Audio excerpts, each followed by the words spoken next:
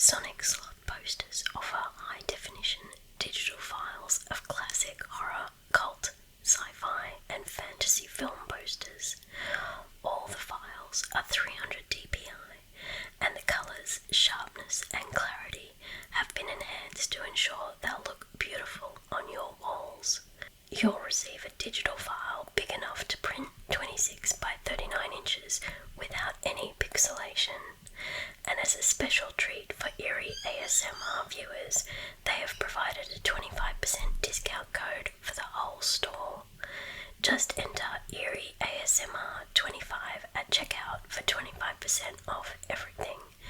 If you're wanting high quality digital posters, check out Sonic Sloth Posters. The link is in the description. Today we're going to read The Alchemist by HP Lovecraft.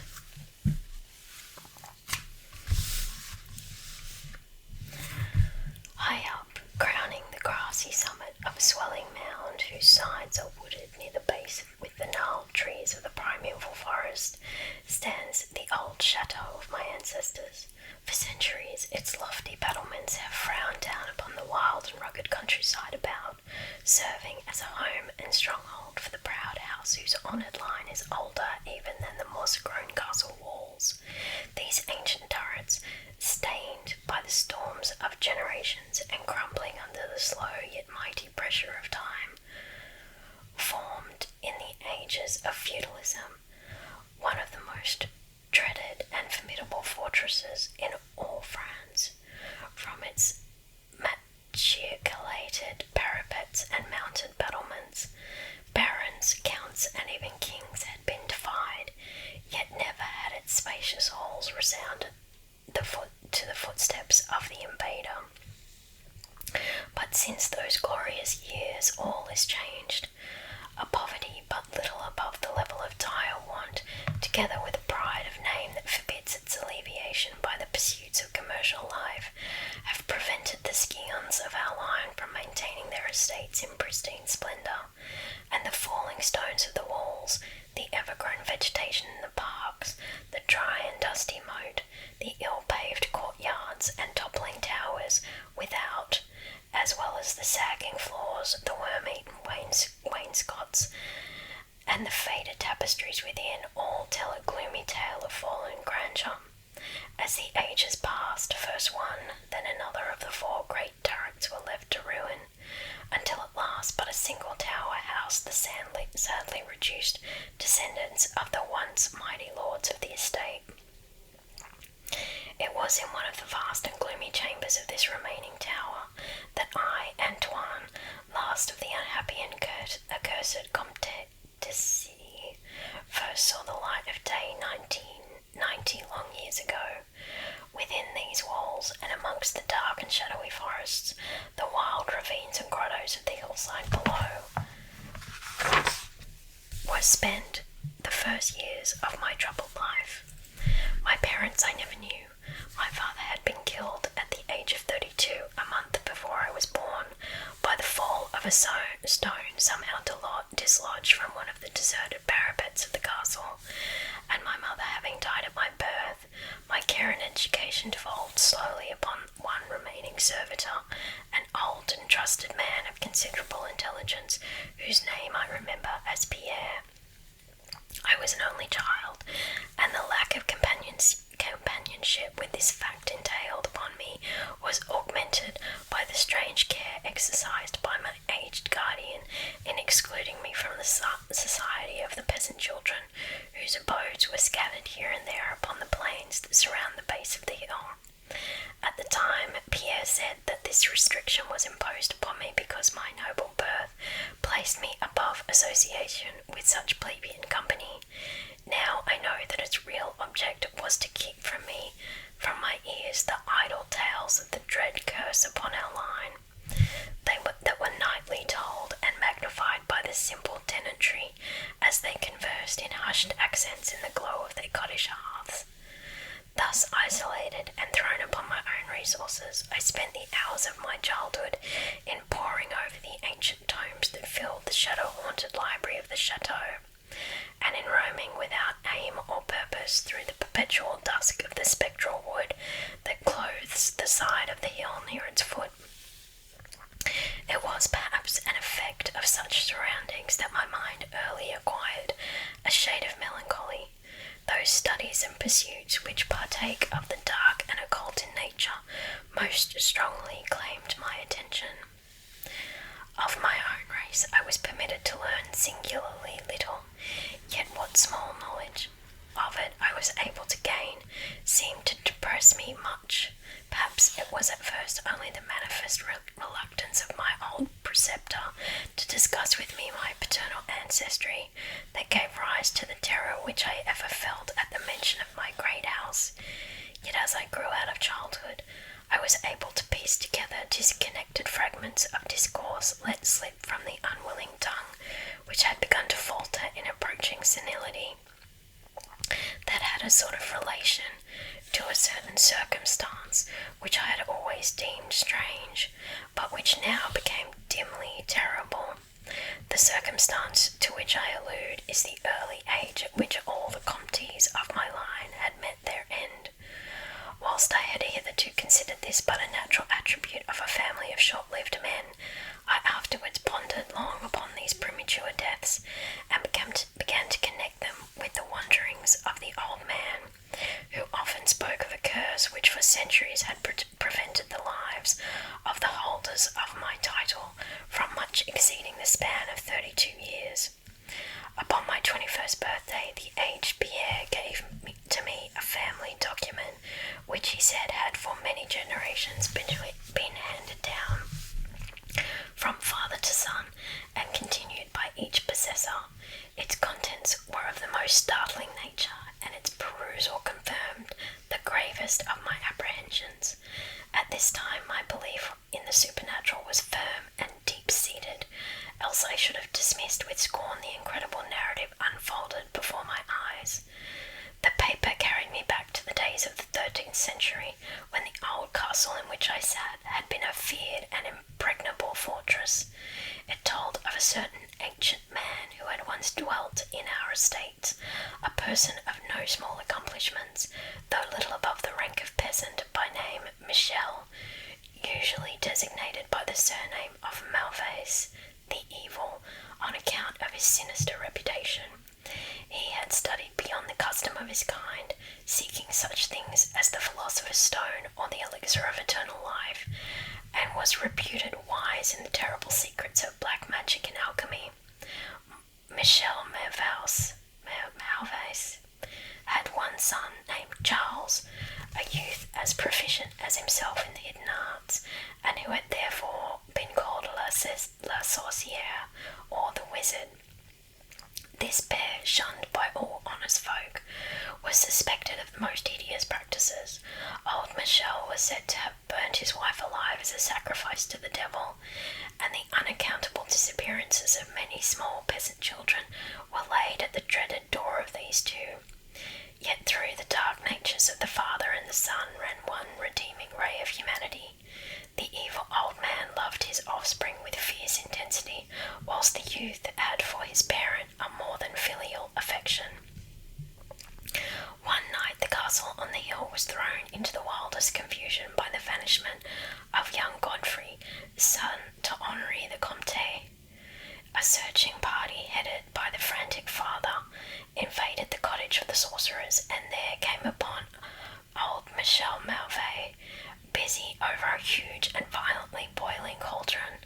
Without certain cause, in the ungoverned madness of fury and despair, the Comte laid hands on the aged wizard, and ere he released his murderous hold, his victim was no more.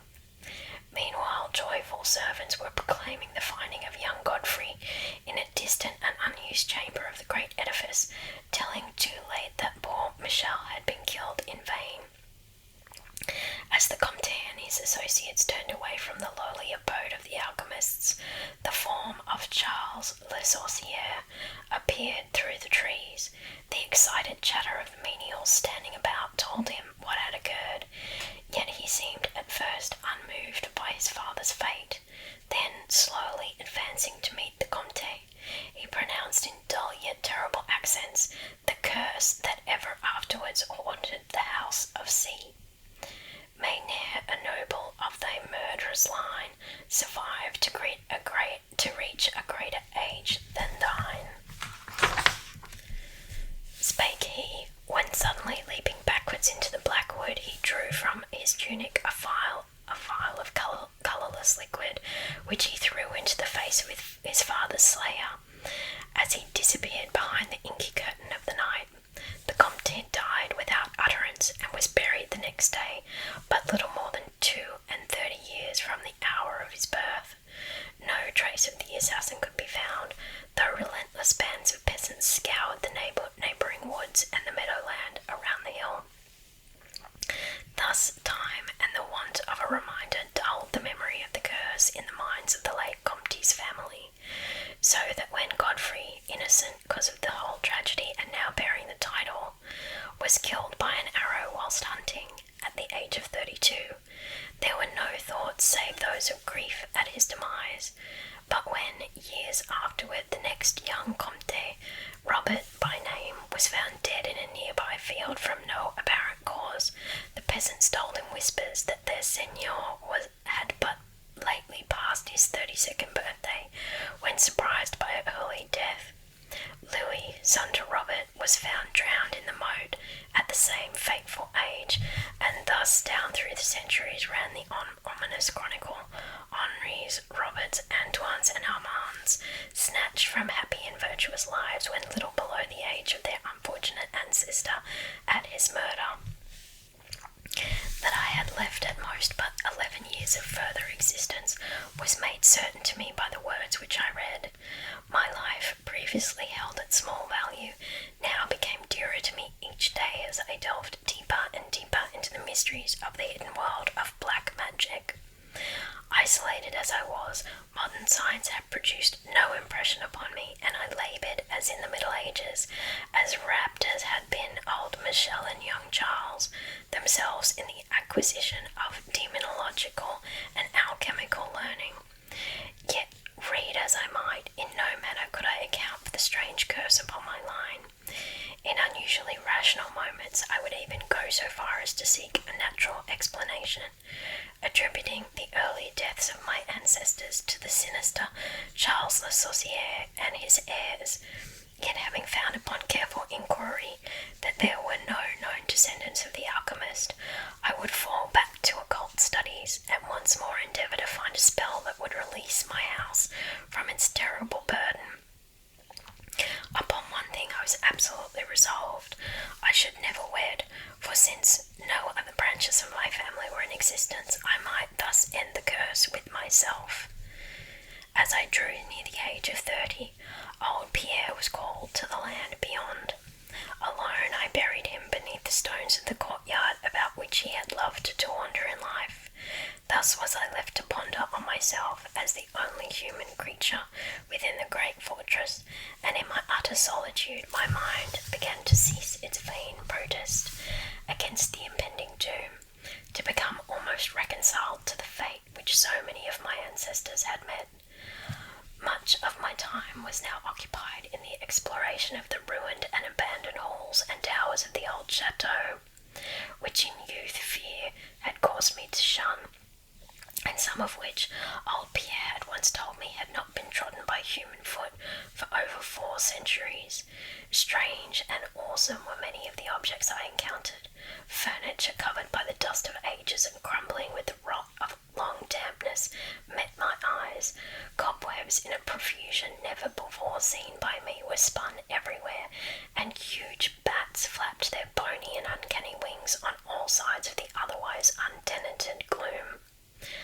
Of my exact age, even down to days and hours, I kept a most careful record, for each movement of the pendulum of the massive clock in the library told of so much more of my doomed existence. At length I approached that time which I had so long viewed with apprehension. Since most of my ancestors had been seized some little while before they reached the exact age of Comte Henri at his end, I was every moment on the watch for the coming of the unknown death. In what strange form the curse should overtake me I knew not, but I was resolved at least that it should not find me a cowardly or a passive victim new vigour I applied myself to my examination of the old chateau and its contents. It was upon one of the longest of all my excursions of discovery in the deserted portion of the castle, less than a week before that fatal hour which I felt must mark the utmost limit of my stay on earth, beyond which I could have not even the slightest hope of continuing to draw breath, that I came upon the culminating event of my whole life. I had spent the better part of the morning in climbing up and down half-ruined staircases in one of the most dilapidated of the ancient turrets. As the afternoon progressed, I sought the lower levels, descending into what appeared to be either a medieval place of confinement or a more recently excavated storehouse for gunpowder. As I slowly traversed the nitre-encrusted passageway at the foot of the last staircase, the paving became very damp, and soon I saw by the light of my flickering torch that a blank, water-stained wall impeded my journey. Turning to retrace my steps, my eye fell upon a small trapdoor with a ring, which lay directly beneath my feet. Pausing, I succeeded with difficulty in raising it, whereupon there was revealed a black aperture, exhaling noxious fumes which caused my torch to sputter, and disclosing in the unsteady glare the top flight of stone steps. As soon as the torch, which I lowered into the repellent depths, burned freely and steadily, I commenced my descent. The steps were many, and led to a narrow stone-flagged passage which I knew must be far underground. The passage proved of great length and terminated in a massive oaken door, dripping with the moisture of the place and stoutly resisting all my attempts to open it. Ceasing after a time my efforts in this direction, I had proceeded back some distance towards the steps, when there suddenly fell to my experience one of the most profound and maddening shocks capable of reception by the human mind. Without warning, I heard the heavy door behind me creak slowly open upon its rusted hinges. My immediate sensations are incapable of analysis. To be confronted in a place as thoroughly deserted as I had deemed the old castle, with evidence of the presence of man or spirit, produced in my brain a horror of the most acute description. When at last I turned and faced the seat of the sound, my eyes must have started from their orbits at the sight that they beheld. There, in the ancient Gothic doorway, stood a human figure. It was that of a man clad in a skull cap and a long medieval tunic of dark colour.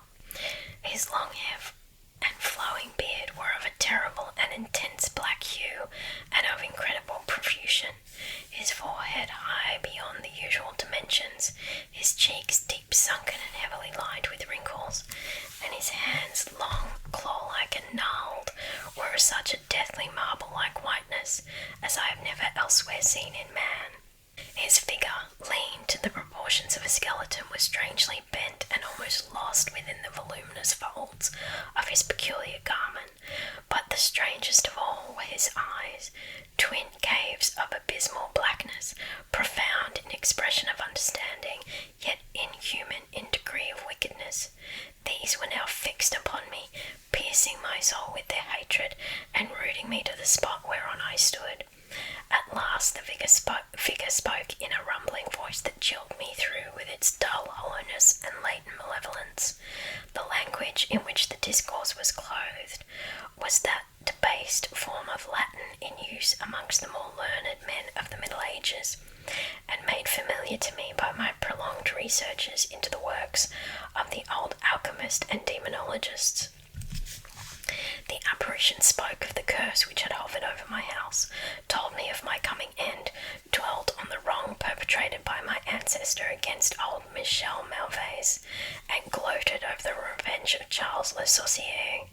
He told how the young Charles had escaped into the night, returning in after years to kill Godfrey the heir with an arrow, just as he approached the age which had been his father's at his assassination, and how he had secretly returned to the estate and established himself unknown in the even then deserted subterranean chamber whose doorway now framed the hideous narrator. son of Godfrey in a field, forced poison down his throat and left him to die at the age of 32, thus maintaining the foul provisions of his vengeful curse. At this point I was left to imagine the solution of the greatest mystery of all, how the curse had been fulfilled since that time when Charles Le Sorcier must in the course of nature have died. For the man digressed into account of the deep alchemical studies of the two wizards, father and son, speaking most particularly of the researches of Charles Le Sorcier concerning the elixir which should grant to him who partook of it eternal life and youth.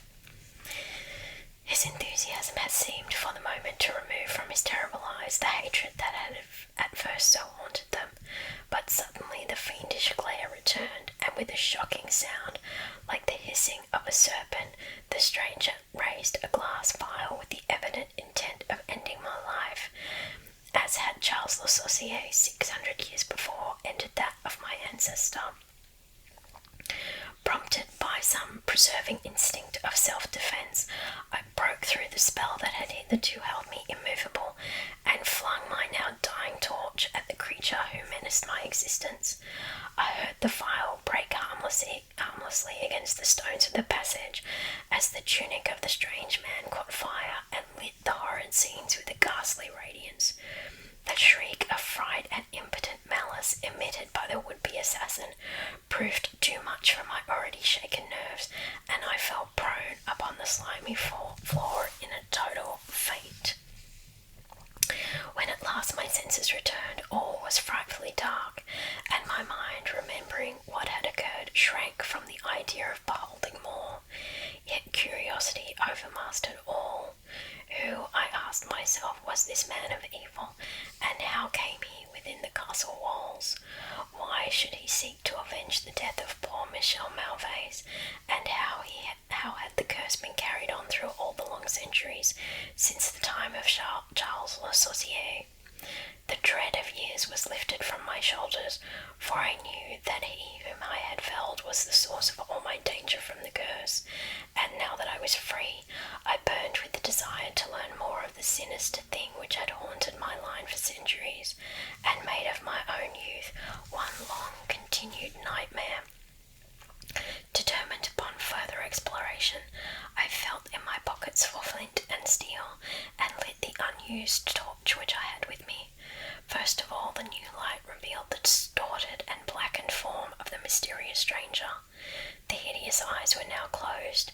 Disliking the sight, I turned away and entered the chamber beyond the Gothic door. Here I found what seemed much like an alchemist's laboratory. In one corner was an immense pile of shining yellow metal that sparkled gorgeously in the light of the torch. It may have been gold, but I did not pause to examine it, for it was strangely affected by that which I had undergone. At the farther end of the apartment was an opening leading out into one of the many wild ravines of the dark hillside forest. Filled with wonder, yet now realizing how the man had obtained access to the chateau, I proceeded to return. I had intended to pass by the remains of the stranger with averted face, but as I approached the body, I seemed to hear, emanating it from a faint sound, as though life were not yet wholly extinct. Aghast, I turned to examine the charred and shriveled figure on the floor. Then, all at once, the horrible eyes, blacker even than the seared face in which they were set, opened wide with an expression I was unable to interpret. The cracked lips tried to frame words which I could not well understand. Once I caught the name of Charles Le Sorcier, and again I fancied that the words years and curse issued upon the twisted mouth. Still, I was at a loss to gather the purport of his disconnected speech. At my evident ignorance of his meaning, the pitchy eyes once more flashed malevolently at me. Until helpless as I saw my opponent to be, I trembled as I watched him. Suddenly the wretch, animated with his last burst of strength, raised his hideous head from the damp and sunken pavement. Then, as I remained paralyzed with fear, he found his voice, and in his dying breath screamed forth days and nights. Fool, he shrieked, can you not guess my secret? Have you no brain whereby you may recognize the will which has through 6 long centuries fulfilled the dreadful curse upon your house? Have I not told you of the great elixir of eternal life? Know you not how the secret of alchemy was solved? I tell you, it is I that have lived for 600 years to maintain my revenge, for I am Charles Le Saucier.